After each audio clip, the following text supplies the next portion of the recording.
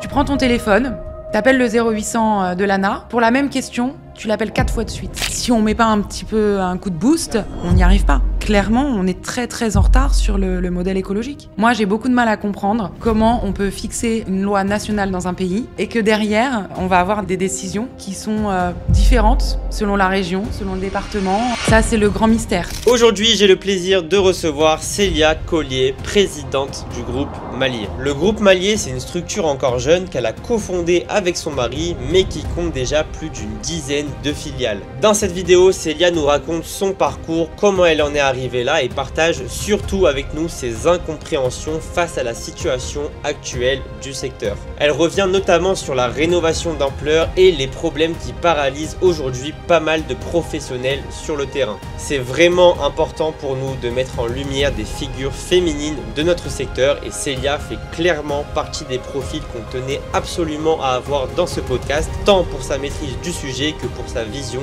à 360 du métier. N'oubliez pas évidemment de liker, commenter, partager la vidéo. Je vous laisse profiter de cet épisode. Bon visionnage, c'est parti. Célia, comment ça va? Ça va et toi? Bah super content de t'avoir. Enfin des personnages dans les énergies un peu féminins parce que on veut vraiment respecter un peu cette parité dans notre podcast. La dernière personne qu'on a eue, c'était Myriam Maestroni. On est super content de l'avoir eue. Et aujourd'hui, c'est toi. On est super content parce qu'on est dans un métier très masculin, on va se le dire, et je pense qu'on aura l'occasion d'en parler, je pense. Et je te propose de te présenter déjà rapidement, et après on va essayer de voir ton parcours, etc., et comment t'en es arrivé là. Je te laisse la parole. D'accord. Alors déjà, merci de m'accueillir. Avec plaisir. C'est vraiment gentil à toi. Donc moi, c'est Célia Collier. Donc je suis donc chef d'entreprise au sein de groupe Malier. Okay. J'ai une entreprise d'installation donc en tout ce qui est travaux de rénovation énergétique. D'accord. Concernant mon parcours, j'ai un parcours un petit peu atypique, on va dire, parce que j'ai fait des études pour être commerciale. J'ai travaillé dans plusieurs domaines. Donc rien à voir avec les énergies de base, quoi. Rien à voir de base, notamment la banque, le notariat, l'automobile. D'accord. Je suis tombée en fait dans les énergies, je dirais par hasard. Vraiment par hasard. Au début, j'étais assistante de direction dans mes tout débuts. Et en fait, de fil en aiguille, je me suis retrouvée passionnée par ce métier. J'ai aimé le contact avec les clients, j'ai aimé le travail qu'on faisait, en fait, l'impact qu'on avait. Donc j'ai monté les échelons petit à petit jusqu'à créer ma propre entreprise associée avec mon mari. Ok, bah super. Voilà. C'est quoi? Donc c'est actuellement tu es directrice associée, je sais pas comment. Présidente, d'accord. J'ai pris ce rôle. Bah, super. Donc ok, on commence avec le début. Alors c'est quoi donc tes premiers pas professionnels? Comment ça a commencé? Donc dans les énergies, comme je te disais, j'ai commencé en tant qu'assistante de direction. Ok, ça veut dire quoi, assistante de direction? Alors là, je touchais un petit peu à tout. Hein. Okay. C'était, je faisais de la compta, je faisais du RH. Après, je gérais un petit peu aussi les chantiers, les commandes de matériel. Donc moi, j'étais dans une société qui faisait... j'en ai fait plusieurs, en fait. D'accord. De sociétés d'isolation, d'installation de pompes à chaleur, photovoltaïque. Et en fait, vu qu'à chaque fois, c'était des entreprises à taille humaine, du coup, je devais être polyvalente et toucher un petit peu à tout. D'accord. Donc, c'est comme ça que ça m'a... T'es tombée dedans vraiment par hasard? Vraiment par hasard. Parce que t'as envie... au début, je parle vraiment début. Non, vraiment au tout début. Moi, j'ai toujours été une bosseuse. Voilà. C'était une période où j'étais en recherche d'emploi et il fallait que je travaille. Voilà. Je suis jamais restée sans rien faire. Donc, Et puis, ça fait plus de 10 ans et j'ai voulu y rester. Parce que finalement, c'est un domaine qui m'a beaucoup plu. Qui m'a beaucoup plu. Et puis, de par le métier, le contact qu'on a avec les clients, et puis ce qu'on apporte aussi. Bien sûr. Mais c'est quelque chose qu'on remarque beaucoup, avec les invités que j'ai eus aussi, c'est qu'au début, c'est du business, c'est un travail, on y va comme ça, un peu comme un métier normal. Et après, on tombe un peu amoureux des enjeux, du métier, etc. Et c'est vrai que c'est un bon métier. C'est ça, ouais. On prend conscience. Moi, je vois par exemple, avant d'être dans le métier, je dis pas que je prenais pas conscience des enjeux environnementaux, mais je me sentais malheureusement moins impliquée. Alors peut-être aussi j'étais plus jeune, mais vraiment d'avoir le pied dedans, ça m'a... C'est en quelle année que tu as commencé dans les énergies? 2014. 2014, d'accord. Donc c'était quand même en place, il y avait des aides, etc. Il y a encore des subventions, les C2E existaient, etc. C'est ça. D'accord. Exactement. Donc, toi, tu te découvres ce métier. Déjà, qu'est-ce que tu en penses quand tu vois toutes ces aides? Est-ce que tu te rends compte directement de du potentiel de ces aides et tu te rends compte qu'il y a un vrai business derrière aussi ces enjeux importants. Alors, au début, franchement, quand on commence dans le métier, on s'en rend pas compte tout de suite. Bien sûr. Mais après, j'en prends conscience et notamment, moi, ça a toujours été ce qui était important pour moi, c'est le service qu'on a apporté aux clients. Ok. Et je prends conscience des besoins qu'ils ont. Okay. Des particuliers. C'est même plus, c'est pas une envie, c'est pas j'ai envie de changer de voiture ou j'ai envie d'avoir une nouvelle pompe à chaleur. C'est un besoin qui est là. Et on a vraiment le sentiment, au-delà de vendre, parce qu'on est là pour faire tourner notre affaire forcément, mais on a vraiment le sentiment de rendre service. Bien sûr. Et c'est ça qui est valorisant et qui est prenant et qu'on voit effectivement l'enjeu des aides, parce que les gens en ont besoin, n'ont pas forcément les moyens pour pouvoir le faire. Bien sûr. Et plus ça va, plus on se rend compte de la précarité énergétique des gens. D'accord. Et donc, on se sent utile. Bien sûr. Et donc, comment est-ce que tu évolues ? Donc, tu rentres dans cette boîte-là. Comment est-ce que tu évolues dans la boîte ? Au début, tu as dit RH, tu touchais un peu à tout. Comment est-ce que tu évolues dans cette boîte ? Alors, comment j'évolue simplement dans le fil de l'eau, je me suis spécialisée aussi dans le montage des dossiers RGE. Ok. Parce que c'était... Tu peux expliquer rapidement ? Alors, il faut préciser, il y aura des professionnels qui vont regarder le podcast, mais aussi des personnes qui aiment le business ou qui veulent juste entendre un podcast sympathique. Donc, on précise aussi un peu RGE. Donc, RGE, reconnu garant de l'environnement, c'est une certification que les entreprises doivent avoir pour effectuer des travaux de rénovation énergétique au domicile des particuliers, notamment pour que les clients puissent bénéficier des aides, mais pas seulement, aussi pour que ce soit une garantie de faire appel à une entreprise qualifiée et sérieuse. Bien sûr. Pour chaque type de travaux. D'accord. Et en fait, il y a une qualification par type de travaux. Okay. Donc, c'est-à-dire, si demain, je vais chez un client pour lui proposer une solution d'isolation, il faudra que mon entreprise ait un RGE sur l'isolation.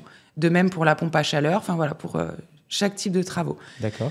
Donc, en fait, dans mon expérience, je me suis spécialisée dans l'accompagnement des sociétés pour les aider, les certifications. Voilà, pour les aider à monter le dossier, parce qu'on fait face souvent à des artisans, des gens de terrain. Donc monter un dossier administratif et montrer leur savoir-faire sur du papier, c'est pas toujours évident. Okay. Eux, ils savent faire des travaux. Bien sûr. Ensuite, un dossier RGE, il est validé par une commission. Okay. Donc, il faut arriver à retranscrire son savoir-faire sur du papier. Donc, je me suis spécialisée pour les accompagner. D'accord. Et donc, je suis devenue filiale d'une société du groupe Général Énergie. On a eu donc justement Habib qui était à ta place aussi dans le podcast, exactement. Donc, groupe Général Énergie, normalement, les gens savent normalement, on sait qui c'est. Voilà, il est déjà passé. Mais effectivement, donc tu étais une filiale. Donc, j'étais une filiale. Justement, il nous a raconté que justement, à un moment donné, il a transformé un peu son groupe en filiale. Donc, toi, tu faisais partie de ces filiales. Alors, tout à fait. J'étais une filiale, ce qu'on appelle support. C'est-à-dire que j'apportais donc des solutions d'accompagnement aux filiales du groupe pour qu'ils puissent obtenir leur certificat RGE. Ok. Donc, ça allait, effectivement, le montage du dossier papier, comme on l'entend, mais effectivement, les conseiller, les diriger vers les bonnes formations. Parce qu'on fait face des fois à des artisans qui savent faire sur le terrain, mais qui n'ont pas forcément validé leurs connaissances avec des vraies formations certifiantes. Okay. Donc, je les conseillais, je les accompagnais. Ok. Et donc, c'est comme ça que j'ai vraiment commencé à évoluer dans le métier. Alors, justement, il nous parlait, Habib, à ta place. Alors, c'était dans notre studio, mais c'était à ta place. Il nous parlait que les filiales support, justement, apportaient un support aux filiales du groupe, mais pas que. Vous avez aussi des demandes extérieures dans votre filiale ? Tout à fait. Oui. Moi, j'avais des clients, effectivement, externes. Ok. Après, c'est du bouche à oreille. Bien sûr. De par mon travail... du bouche à oreille, des gens que je connaissais de par mes postes précédents ou des choses comme ça. D'accord. Et donc, j'accompagnais aussi des artisans externes au groupe pour qu'ils puissent avoir leur certification RGE. Alors, moi, j'ai une société. J'ai pas d'RGE. Qu'est-ce qu'il faut concrètement ? Quelles preuves j'ai besoin d'apporter pour obtenir cette certification ? Comment ça se passe ? Alors, déjà, la première question que je vais te poser, c'est qu'est-ce que tu sais faire et quelle est ton expérience ? Okay. Parce que c'est pas on se réveille un matin. Bien sûr. Je sais pas, j'ai un diplôme de commercial et tiens, je veux une société RGE pompe à chaleur. On peut pas entre guillemets il faut d'abord avoir fait des installations pour être RGE. Et puis, il faut avoir de l'expérience. Il faut que tu prouves que... On ne peut pas ouvrir une société RGE juste avec un test. Je ne sais pas, un test sans avoir des preuves d'installation. Non, parce que là, le label RGE n'aurait plus de sens. Ouais. C'est censé justement, on va en parler rassurer les clients et qui est vraiment une garantie que derrière, il y a un artisan qui intervienne et qui sache ce qu'il fait. Donc moi, les premières questions que je posais aux sociétés que j'accompagnais, donne-moi ton CV. Donne-moi ton CV. Donc, installateur. On regarde quel diplôme, quelle expérience. Il y a l'expérience qui va, parce qu'on n'a pas toujours le diplôme. On peut être aussi autodidacte, avoir appris sur le terrain, avoir de l'expérience. Il faut quand même une formation spécifique selon le RGE. S'il ne l'avait pas, je l'aidais à la trouver et puis à s'inscrire et à la passer et puis à checker avec la société. Contrôle, c'est des formations en général de 5 jours qui vont appuyer les connaissances déjà acquises dans le passé. Et ensuite, je vérifiais avec la personne, enfin la société, tu viens me voir, au-delà de l'expérience, je regardais les chantiers de référence. Voir la qualité du travail. Moi, avant d'envoyer un dossier à un organisme, je vérifiais la qualité du travail. Et ça m'est déjà arrivé à des partenaires externes de dire non, là, revois les DTU, donc revois les techniques d'installation, fais des révisions et ensuite on verra si on peut passer le RGE. Donc pour que les gens comprennent, en plus d'être une garantie pour les clients, les particuliers ou pas que, à quoi ça sert d'être RGE ? Je crois que c'est pour aussi avoir des aides, pour débloquer les subventions. C'est ça, exactement. Aujourd'hui, pour que les clients puissent avoir les subventions, si l'entreprise n'est pas RGE, ils ne peuvent pas l'avoir. Donc là, une question, parce que on est vraiment très transparent dans ce podcast. Reconnu garant de l'environnement, il y a le mot garant. Comme tu l'as dit, c'est une garantie. Est-ce qu'aujourd'hui, en 2025, clairement, être certifié RGE, ça suffit à garantir que l'installateur va vraiment faire une bonne installation, etc. Est-ce que c'est vraiment encore une garantie ou est-ce qu'il n'y a pas un peu des abus aussi par rapport à ça ? Alors, je ne vais donner que mon avis, bien sûr. Malheureusement, non. Parce qu'aujourd'hui, moi, je connais des artisans, je parle vraiment de petites entreprises familiales qui n'ont pas forcément les moyens financiers ou humains de faire un dossier RGE. Et parce que c'est complexe. Ça coûte, on peut dire des prix, je ne sais pas, en moyenne... Alors, en moyenne, on va être autour de 300 €, mais après, il y a les contrôles annuels, il y a les audits. Ils n'ont pas forcément la secrétaire pour monter leur dossier. Il y a des frais derrière. Il y a le gars qui est clairement avec son manœuvre sur le chantier toute la journée, lui demander de monter un dossier dans un bureau le soir. Bien sûr. C'est, et puis voilà, ça va être des questions administratives où il faut qu'ils aillent piocher les infos, qu'ils appellent le comptable, des choses qu'ils ne maîtrisent pas forcément. Donc, on a aujourd'hui des artisans qui travaillent très, très bien et qui ne sont pas RGE. Par manque aussi de temps, plein de choses, plein de petites barrières au quotidien.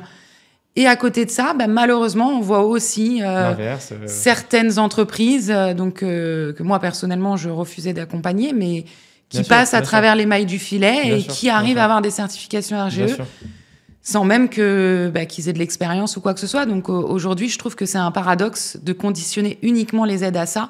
Exactement. Alors qu'il y a plein de moyens de contrôle possibles pour vérifier qu'on a fait du bon travail. Bien sûr. Et d'ailleurs, il y a déjà, alors anciennement avec les organismes COFRAC et aujourd'hui avec le MAR dans la Réno d'ampleur, qui vient, mon accompagnateur Rénov, qui vient quand même être là garant que le travail est bien effectué pour que la prime soit versée. Je trouve que c'est encore une exigence en plus. Bien sûr.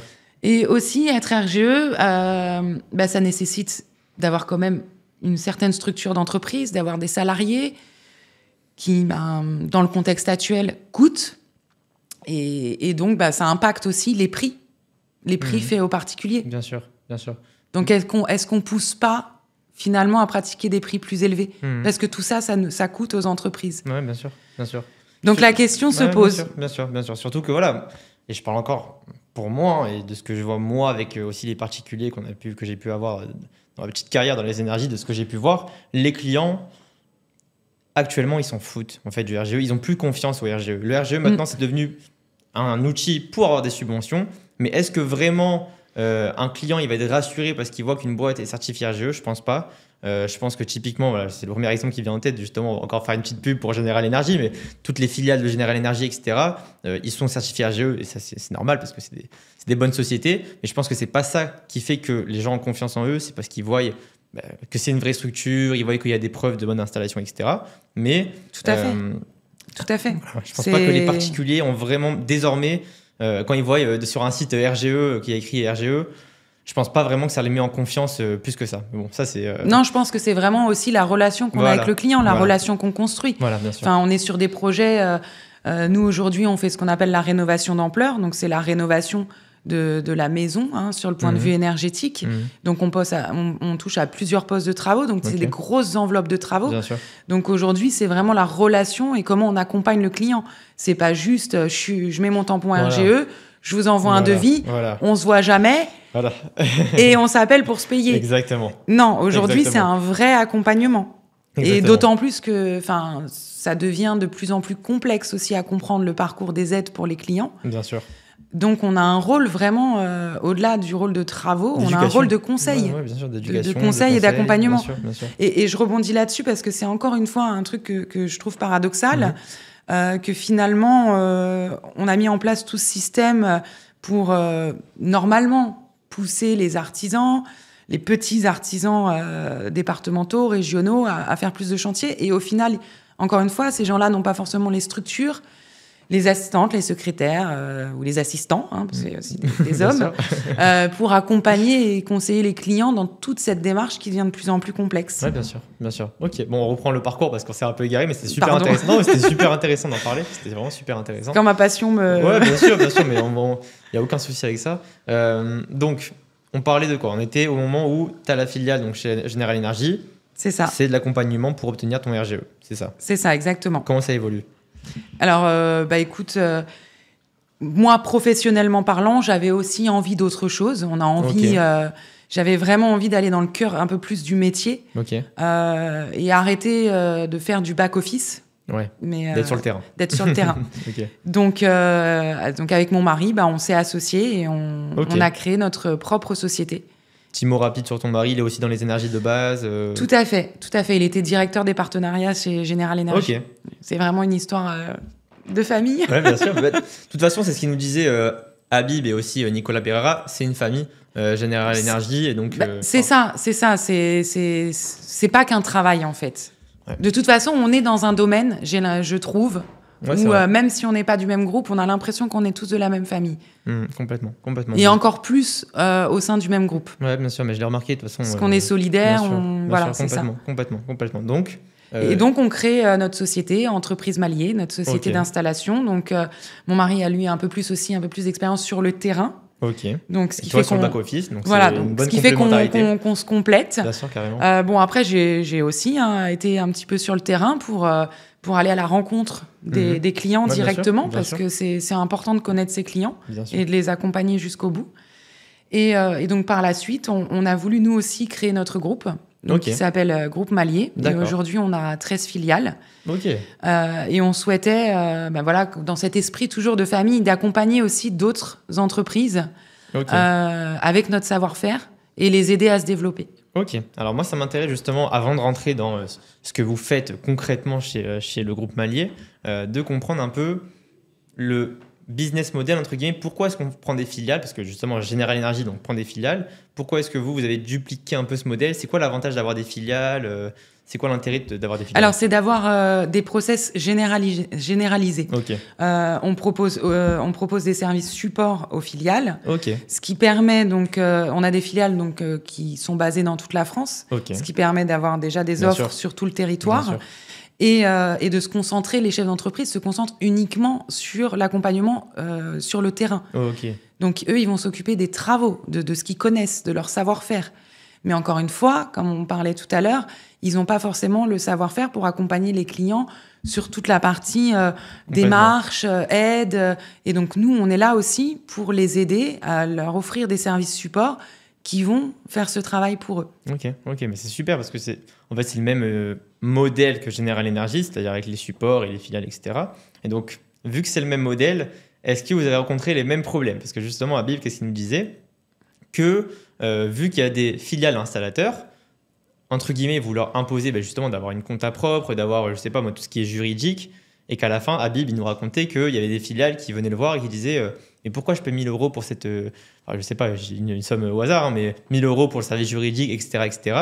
Et vu que ces filiales-là n'avaient pas encore eu les problèmes que vous devez connaître, forcément, ils se disaient mais pourquoi je paye ça? Et en fait, justement, c'est pour le prévenir à cette filiale-là, pour le prévenir des potentiels problèmes qui vont arriver. Et finalement, ils ne se rendent pas compte justement de l'apport que ça lui apporte d'avoir une filiale, du support, etc., qui gère avant que les problèmes arrivent, justement, qui anticipe tous les problèmes. On n'a pas encore rencontré ce genre de problème. On a vraiment eu de très, très longues discussions avec nos filiales. C'est vraiment un travail de partenariat, vraiment main dans la main, pour bien leur expliquer l'enjeu. Et aussi, je pense qu'ils ont compris aujourd'hui l'avantage que c'est pour eux d'être avec nous quelque part, de faire partie du groupe Malier et d'avoir ces opportunités d'accompagnement.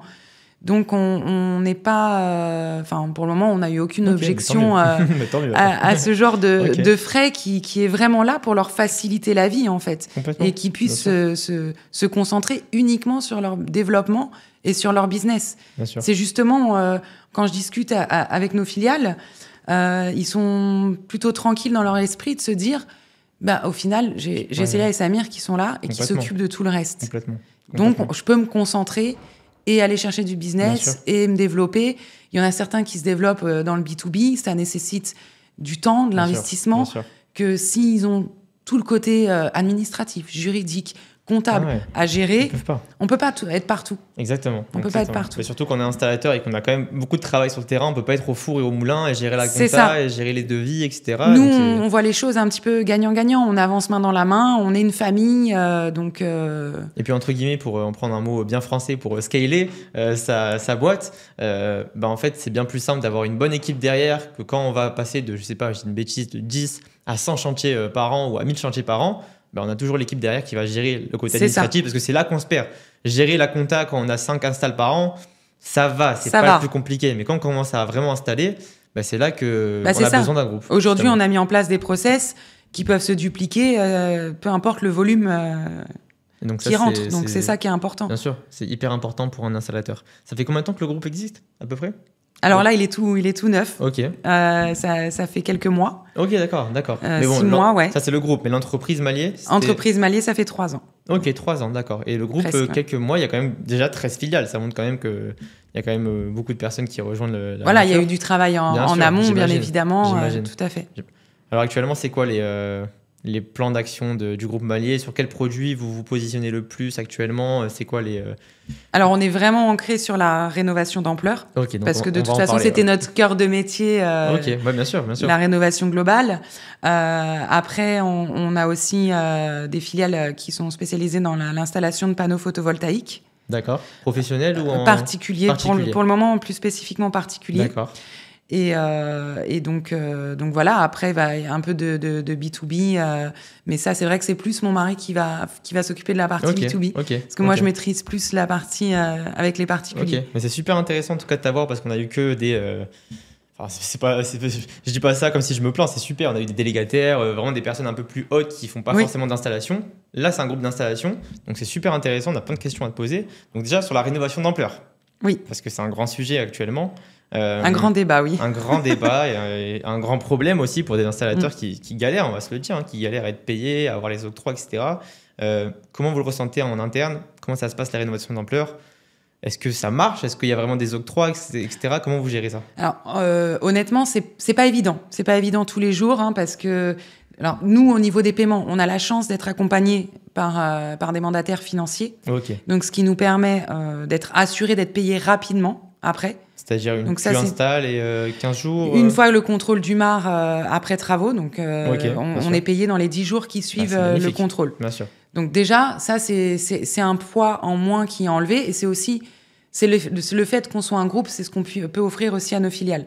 Exactement. Ça, déjà, c'est rassurant. Ce qui est compliqué, c'est le avant. Le avant, ça nécessite quand même des longs mois de travail, de la mobilisation de trésorerie.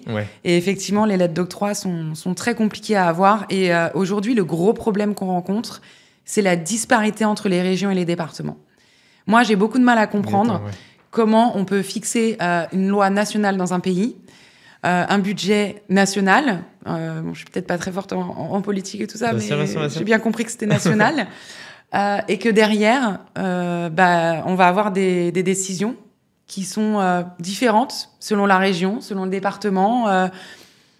Ça, c'est le grand mystère. Tu regarderas le podcast avec Basile Denis parce que justement, il en parle. Il donne sa réponse. J'ai hâte. Je ne vais pas te faire la réponse, elle est très détaillée. Je lui ai posé la question, il a répondu par rapport à ça. En fait, c'est très compliqué d'accompagner les clients parce qu'aujourd'hui, on ne peut pas avoir une réponse toute faite. Alors, on a le guide de l'ANA, où il y a des choses qui sont écrites noir sur blanc. Mais moi, j'ai fait l'expérience quand j'avais des questions un petit peu particulières. Tu prends ton téléphone, tu appelles le 0800 de l'ANA et pour la même question, tu l'appelles 4 fois de suite. Parce que 4 fois de suite, tu vas tomber sur 4 personnes différentes. Et donc, tu vas avoir 4 réponses différentes. C'est incroyable. Et alors, on ne sait pas quelle réponse apporter à nos clients sur les cas particuliers. Parce qu'au final, on se rend compte qu'il y a plein de cas particuliers qu'on n'avait pas dans la rénovation globale qu'on avait avant avec les C2E. Il y avait des règles spécifiques en fonction du logement, en fonction de l'âge du logement, en fonction de l'audit énergétique réalisé sur le logement, mais pas si complexe. En indivision, les gens divorcés mais encore ensemble sur la feuille d'impôt, et j'en passe, une femme veuve, c'est compliqué, il y a toujours monsieur sur la feuille. Enfin, il y a plein de cas particuliers qu'on rencontre au quotidien où c'est difficile de répondre sans à chaque fois passer du temps à appeler l'ANA, à être accompagné par les MAR aussi, qui ont l'habitude d'échanger avec la DDT. Mais pareil, les délégations territoriales, je te donne 2 autres exemples. Il y a des départements, ils vont accepter qu'on mette des panneaux photovoltaïques dans une rénovation d'ampleur, ce qui peut avoir du sens. Évidemment, on fait de la production d'énergie. Il y en a qui refusent. Dans le guide de l'ANA, c'est écrit que tu ne dois pas changer les fenêtres d'une maison. On met du double vitrage pour remplacer du simple vitrage. Aujourd'hui, dans certains départements, il y a des dossiers qui passent. Si les doubles vitrages sont vieux. Alors, il y en a qui demandent qu'on puisse prouver qu'ils sont vieux avec une facture, par exemple, depuis de 20 ans. Et il y a des autres DDT où ça passe, sans preuve. Alors, on se demande un petit peu. Et alors là, grand mystère que j'ai découvert, j'étais un petit peu surprise. Parce que je suis aussi sur des groupes, un peu comme nous tous dans le métier, que ce soit groupe Facebook, LinkedIn, mais de particuliers. Alors, évidemment, il a 26 pour se tenir informé. Mais au-delà de ça, aussi sur des groupes de particuliers. Bien sûr. Pour voir un petit peu... c'est des groupes où la pub d'installateur est interdite. C'est vraiment de l'entraide entre particuliers. Ce qui permet un petit peu de voir qu'est-ce qu'ils rencontrent comme problème. Et donc là, il y a une dame qui a publié un courrier de la DDT, qui lui dit que le budget alloué pour l'agglomération, dont elle dépend, ne leur permettent pas de répondre favorablement à sa demande auprès de l'ANA, et qu'ils doivent prioriser uniquement les passoires énergétiques, donc les logements classés F ou G. Donc la dame et eux, elle n'aura pas le droit à des aides, alors que c'est, sauf erreur de ma part, c'est pas ce qu'il y a écrit dans la loi, parce que le budget, finalement, n'est pas donné de façon nationale. Il est donné de façon départementale ou autre. Donc, nouveau coup de massue. Bien sûr. Et donc, dans tout ce parcours-là, nous, on a des clients qui font appel à nous. On prospecte aussi quelques clients et on les accompagne et peut-être dans 6 mois, on fera leur chantier. Et en attendant, c'est très compliqué pour les entreprises. Bien sûr. Et alors, est-ce que c'est la première fois qu'on voit ça dans un produit, que ce soit différent sur chaque région ? Est-ce que moi, je sais pas. Est-ce que c'est la première fois qu'on voit ça ? Alors, pour moi... que tu vois ça ? C'est la première fois que je vois ça, à part il y a toujours eu des aides locales qui existent en plus. Mais que les critères d'éligibilité mais les varient. Critères comme ça, c'est la première fois que je vois ça. Ou même en notion de budget. C'est-à-dire le budget est différent aussi par oui, c'est ce que je te dis. Il y a une dame qui a publié un courrier expliquant que elle, dans son département, ils lui ont fait un courrier en disant nous, le budget nous est alloué seulement pour les F et G, pour le moment. Incroyable. Par exemple, dans le département de l'Essonne, c'est premier dossier arrivé, premier dossier traité. Il n'y a pas de notion de... Donc, on ne sait pas trop sur quel pied danser, quoi. Mais oui, c'est la première fois que je vois ça. À part les aides locales qui peuvent venir en complément. Alors là, je vais parler pour moi en tant qu'apporteur d'affaires aussi dans les énergies. Quand j'envoyais des dossiers à des installateurs sur ma prime rénov', c'était tout le temps un enfer. Pour moi, je parle pour moi, toujours un enfer. les lettres d'octroi qui mettent du temps à arriver, etc. C'est compliqué, on ne sait jamais vraiment ce qui se passe. Et quand c'est du C2E, en tout cas pour moi, ça a toujours été très facile, très simple, entre guillemets. Voilà, y a pas de... Enfin, les règles sont claires, j'ai l'impression. Est-ce que tu le remarques aussi que le C2E, c'est plus simple que MPR? Et donc justement, ce mélange avec la MaPrimeRénov' et les C2E dans la rénovation d'ampleur, c'est un problème. Est-ce que tu ressens ça? Oui, on le ressent énormément dans la facilité de travail, dans la rapidité de paiement aussi.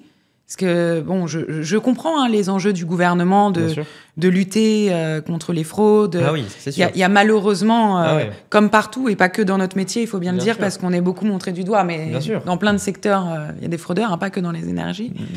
Je comprends l'enjeu de vouloir lutter contre ça, mais j'ai l'impression qu'on n'est pas parti dans la bonne directive parce que ça ralentit. Et les clients sont démunis, les apporteurs d'affaires sont démunis, les salariés sont démunis, il y a des entreprises qui doivent licencier, qui peuvent plus faire face. Au final, on se retrouve dans une vraie crise. On a failli traverser. Enfin, voilà, c'est compliqué pour certains. Et si vous faites pas partie d'un groupe comme Groupe Malier, il y a des entreprises qui n'arrivent pas à tenir. Bien sûr, mais pour que les gens comprennent pourquoi, si les C2E ça marche bien, pourquoi est-ce que MaPrimeRénov' ça marche pas comme ça? Pourquoi est-ce qu'ils dupliquent pas le même système? C'est quoi la raison que MaPrimeRénov' soit plus compliqué que les C2E? Alors déjà, je trouve qu'il est plus compliqué, encore une fois, c'est le changement d'interlocuteur. Je veux dire, quand on valorise un C2E, on a un seul interlocuteur qui le valorise, un seul process, et c'est plus simple. Aujourd'hui, ça dépend du département du client. Donc, on va avoir affaire à quelqu'un, un humain qui traite... j'ai l'impression, alors c'est peut-être pas vrai, mais j'ai l'impression que les dossiers sont traités différemment selon les départements, selon l'humeur de la personne qui le traite. Et ça, aujourd'hui, c'est très compliqué.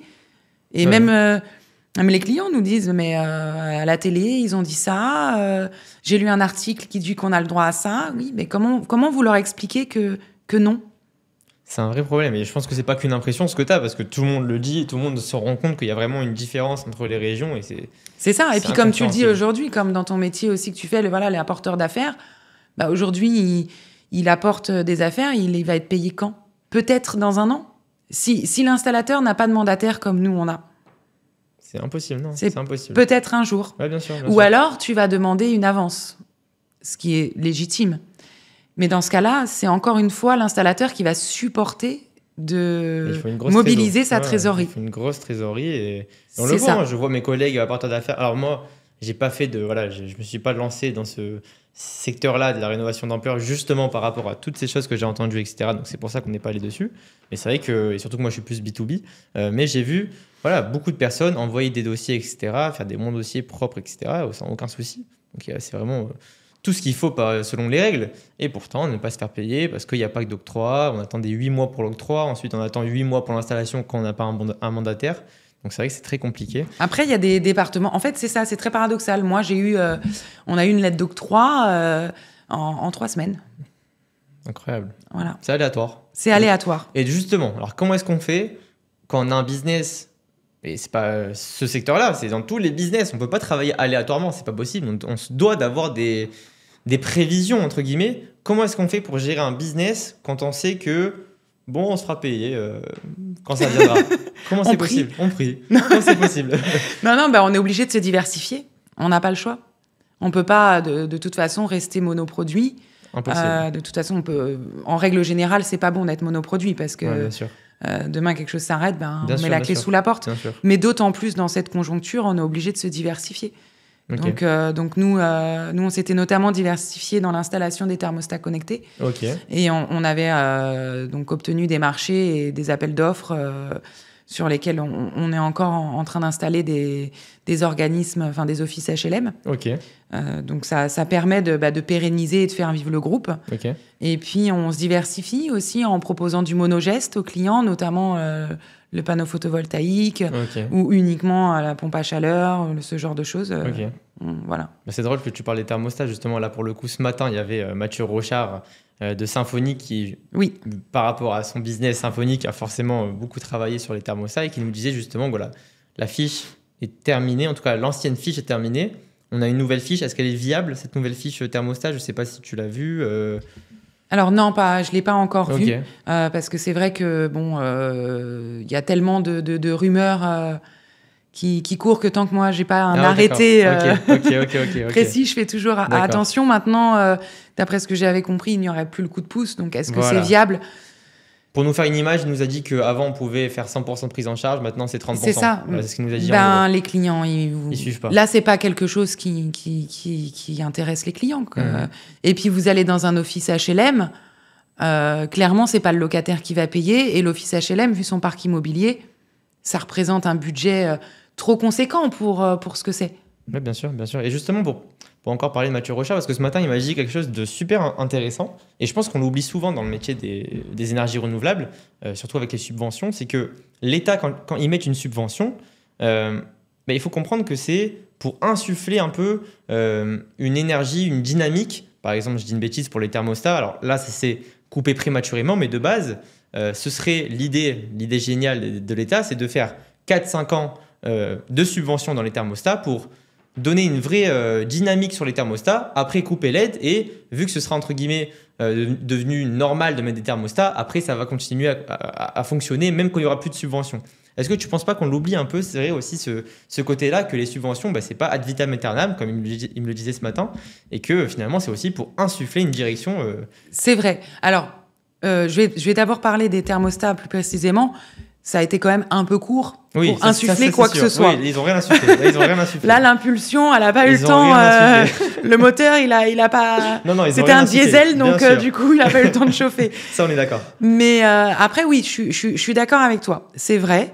Je pense qu'il y a aussi le contexte économique dans lequel se retrouve la France. Et que les clients, aujourd'hui, c'est ancré aussi dans leur esprit que c'est un besoin. C'est pas, comme je te disais tout à l'heure, c'est pas une envie. Et quand c'est un besoin et qu'on n'arrive pas à se le payer, c'est là où il faut se poser la question. Il y a un enjeu écologique aussi.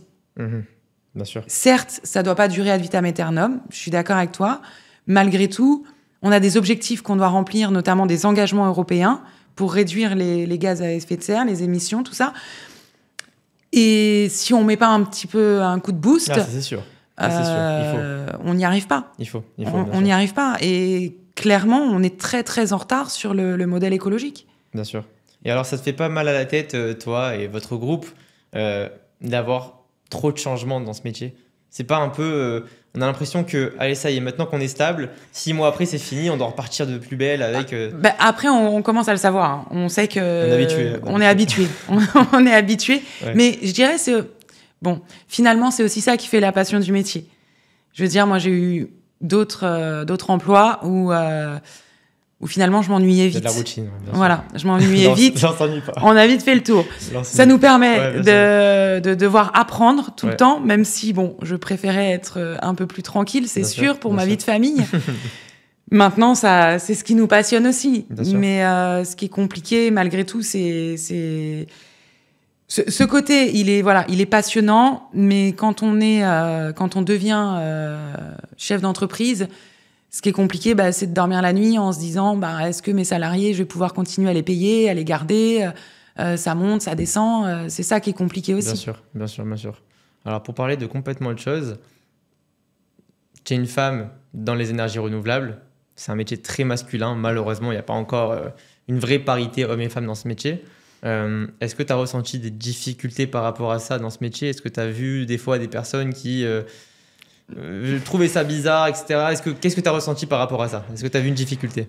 Alors, j'ai pas vu des personnes qui trouvaient ça bizarre, le poste que j'avais. Par contre, j'ai vu des hommes qui préféraient parler business avec monsieur. Étant en plus associé avec mon mari, ça, on le vit. Incroyable.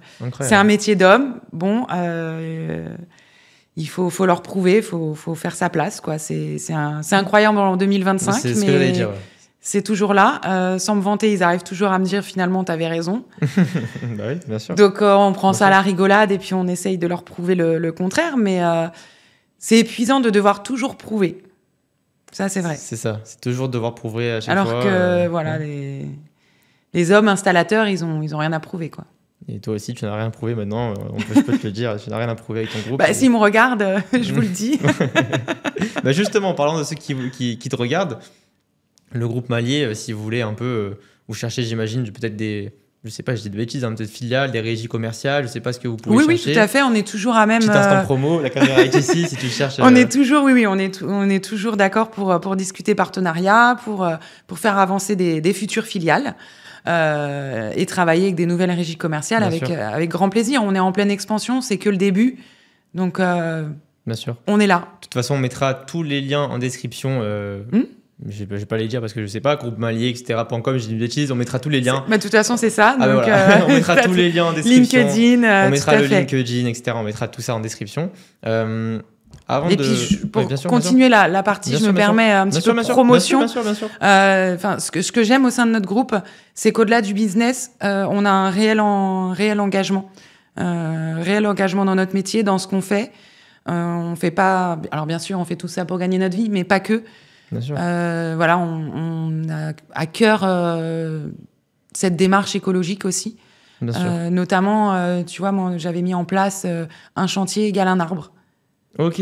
Donc, à chaque chantier qu'on a fait, on a acheté un arbre auprès de Écoterie. Je pense que je peux les nommer. Bien sûr. Donc, c'est un réel plaisir aussi de travailler avec eux parce qu'ils travaillent à diversifier la biodiversité dans nos forêts en France. Magnifique. Donc, d'ailleurs, j'ai eu la chance de faire une sortie avec eux dans une des forêts à Pézarches pour vraiment voir leurs actions sur le terrain. Et je trouve que c'est important d'allier les deux. Bien sûr. Qu'on fait ça vraiment avec conviction. Ok. Écoterie, ils sont que en France? Non, ils ont également des forêts à l'étranger. Super. Après, moi, dans le premier objectif, c'était d'abord la France. Bien sûr, complètement. Donc voilà, on était parti sur... on finit un chantier, on prend un arbre. Bien sûr, complètement. Donc là, on était déjà à 143 arbres. Et puis là, on va en reprendre parce qu'on les prend en groupé. Et donc, c'est des belles actions. Et d'ailleurs, nos filiales qui sont rentrées au début n'étaient pas forcément, je dirais, sensibles tout de suite à ça. Bien sûr. Et quand ils ont vu ma dernière sortie en forêt, y en a plein qui m'ont contacté et qui m'ont dit mets-moi en relation, moi aussi, je veux faire une action, je trouve ça important. Et puis même pour montrer aux clients aussi, pour sensibiliser les clients, c'est important. Bien sûr, mais c'est super important et c'est une très bonne cause. Et pour casser un peu l'ambiance et repartir sur le business aussi, parce qu'on fait l'instant promo, je crois, donc, comme tu nous l'as dit, donc vous avez un mandataire qui vous paye rapidement la rénovation d'ampleur. Tout à fait. Donc, si je fais mon petit calcul, ça veut dire que s'il vous paye rapidement, les apporteurs d'affaires sont payés aussi rapidement. Évidemment. Donc, c'est le deal, forcément. Et ça, c'est rare. Pour être un peu dans le secteur, je vois que c'est rare d'être payé rapidement quand on est un porteur d'affaires dans la rénovation d'ampleur. Donc ça, c'est aussi un gros plus. De passer par... c'est pour ça qu'on a fait des partenariats avec des mandataires, parce que c'est très important aussi pour les apporteurs d'affaires. Il y a un énorme travail qui est fait derrière. Ils ont aussi des salariés. Ils ne peuvent pas se permettre d'attendre peut-être un jour bien sûr. d'être payés. Donc aujourd'hui, cette rapidité, on peut l'assurer avec eux. Bien sûr. Dans ce podcast, on essaie vraiment d'essayer de démocratiser et surtout de répondre à des questions que les installateurs peuvent avoir. Donc là, justement, on a un groupe d'installation, donc c'est super intéressant de te poser la question. On a des problèmes avec l'ANA, on a des problèmes avec les questions au niveau des régions qui ont des critères différents. Qui on pourrait interroger justement à ta place pour avoir des réponses par rapport à ça, peut-être des responsables de l'ANA, qui on pourrait... Oui, je pense que ce serait intéressant. Ouais. Les responsables de l'ANA, ce serait vraiment intéressant. Toi, en tant que groupe d'installation, qui tu aimerais voir? Alors, pas de nom, parce que j'imagine que tu ne connais pas tous les noms, mais... Non, après, alors un ministre, tu vois, non, je pense que ce serait vraiment plus les personnes qui sont aux délégations sur le terrain. Ça serait vraiment intéressant. Donc, à l'ANA... Plusieurs délégations, peut-être... selon les régions, prendre un petit panel en fonction des régions. Bien sûr. Parce que justement, ça pourrait peut-être mettre en lumière ces disparités. Okay. Si sans leur dire, tu interviews plusieurs délégations. Il faut qu'on arrive à ça pourrait être vraiment très intéressant avant d'aller au-dessus. Déjà, voir comment ça se passe sur le terrain. Il faut absolument qu'on arrive avoir leur regard. Bien sûr. Il faut qu'on arrive à avoir des réponses sur tout ça parce que... Tout à fait. Même moi, ça m'intéresse et je pense que ça intéressera toutes les personnes qui regardent ce podcast parce qu'il y a beaucoup de professionnels des énergies. Oui, ça va intéresser les professionnels, ça va intéresser les clients. Honnêtement, là, je pense que tout le monde attend des réponses. Complètement. Avant de finir, une petite question aussi, encore une fois personnelle, je reviens sur ce côté féminin parce que voilà, c'est quelque chose qui me tient beaucoup à cœur. Je vois beaucoup en 2025 encore ce problème-là et ça fait vraiment de la peine par rapport à ça.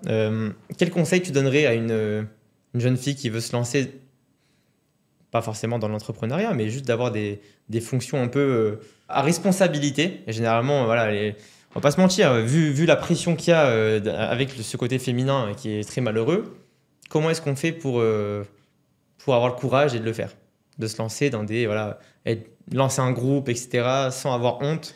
Je dirais déjà qu'elle pense à elle. Ça peut paraître un peu égocentrique, mais je pense que c'est nécessaire pour qu'elle aime ce qu'elle fasse, qu'elle soit passionnée et qu'elle se soucie pas des regards des autres. Et que petit à petit, en avançant, elle aura pas besoin de prouver que parce que c'est une femme, elle est douée, mais par son travail, ça se fera naturellement. Exactement. Ton travail parle pour toi-même. C'est ça. D'ailleurs, c'est ce qu'on voit avec le groupe Malier. Tu n'as plus rien à prouver avec ce groupe parce que franchement, voilà, moi je le dis parce que je pense que tu vas pas le dire en étant modeste, mais c'est un très beau groupe et vous avez de très bons résultats. Et comme tu l'as dit, c'est récent entre guillemets et pourtant c'est déjà très beau le parcours. Donc je pense que pour le futur, justement en parlant du futur, c'est quoi le futur pour le groupe Malier, même si on est dans un métier où on a du mal à se projeter tellement on ne sait pas ce qui va se passer. C'est quoi le futur pour le groupe Malier? Le futur, c'est de continuer son développement déjà avec d'autres filiales, d'autres partenariats, se développer un peu plus sur la partie B2B, donc pour accompagner sur toujours la rénovation énergétique. Et puis voilà, déjà dans un premier temps... En tout cas, c'est ce qu'on te souhaite. On vous souhaite au groupe surtout une Merci. vraie réussite. On mettra encore une fois, comme je l'ai dit, tous les liens en description. Donc allez voir dans la description de la vidéo tous les liens pour travailler avec le groupe Malier, etc. Célia, merci beaucoup d'avoir été avec nous. C'était vraiment super intéressant et que de la réussite pour le futur. Merci à tous d'avoir regardé cette vidéo. On se dit à très bientôt sur ILA26 TV pour un nouveau podcast. C'était Yanniv. Salut.